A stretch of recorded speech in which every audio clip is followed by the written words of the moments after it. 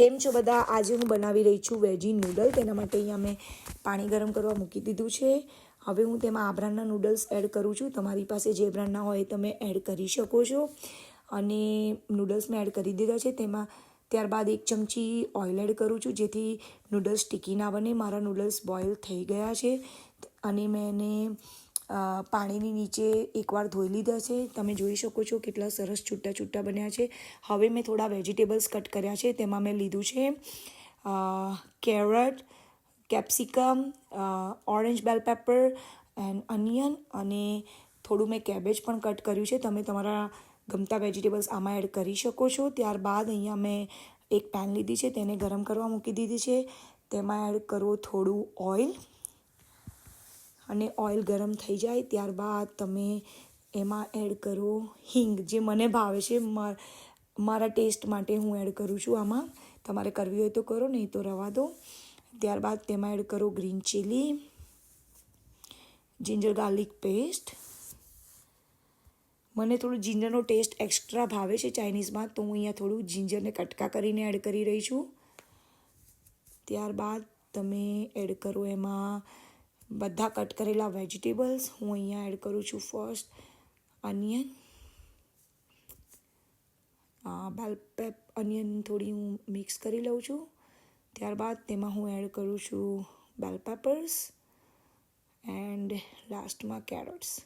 આ બધી વસ્તુને તમે બરાબર રીતે પહેલાં મિક્સ કરી લો, હલાવી લો એકવાર. ત્યારબાદ તેમાં એડ કરો થોડું સોલ્ટ, જેથી કરીને વેજીટેબલ્સમાં સોલ્ટ સરસ રીતે ભળી જાય અને વેજીટેબલ્સ થોડા સોફ્ટ થવામાં પણ સોલ્ટ હેલ્પ કરે છે.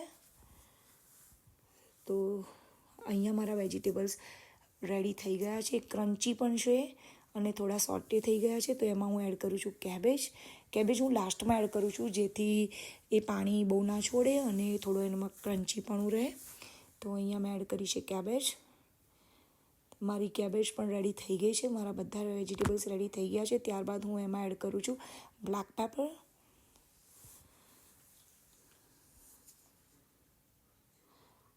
થોડો રેડ ચીલી સોસ. તમે તમારા ટેસ્ટ પ્રમાણે નાખજો બધા સોસ. હું અહીંયા 1 ટેબલ સ્પૂન એડ કરી રહી છું. ત્યારબાદ હું એડ કરું છું સોયા સોસ. અહીંયા હું 2 ચમચી એડ કરી રહી છું. તમારે વધારે જોઈએ તો તમે નાખી શકો છો. ત્યારબાદ હું એમાં એડ કરું છું ગ્રીન ચીલી સોસ. મારી પાસે આ બ્રાન્ડનું છે, તો હું એડ કરું છું. હું વિનેગર એડ કરવાનું અવોઇડ કરું છું, પણ તમારે કરવું હોય તો તમે કરી શકો છો. ત્યારબાદ એમાં હું એડ કરું છું ચાઇનીઝ ગરમ મસાલો. આઈ ડોન્ટ નો આ હું ઇન્ડિયાથી લાવી હતી કે અહીંયાથી મને યાદ નથી, પણ મારી પાસે છે. જે હું કોઈ પણ ચાઇનીઝ આઇટમ બનાવું એમાં હું આ ચાઇનીઝ ગરમ મસાલો એડ કરું છું, અને એનાથી ટેસ્ટ ઘણો સારો આવે છે. બધી વસ્તુને મિક્સ થઈ ગઈ છે અહીંયા બરાબર. ત્યારબાદ હું એમાં એડ કરું છું થોડો કેચઅપ,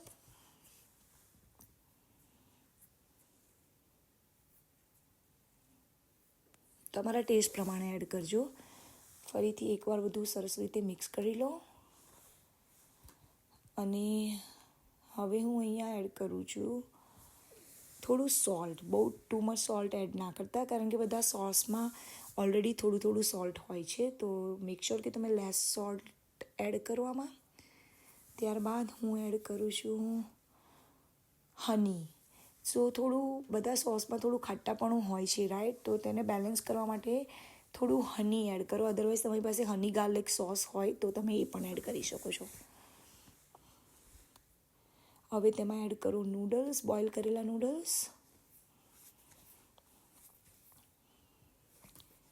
અને પછી બરાબર તેને મિક્સ કરી લો.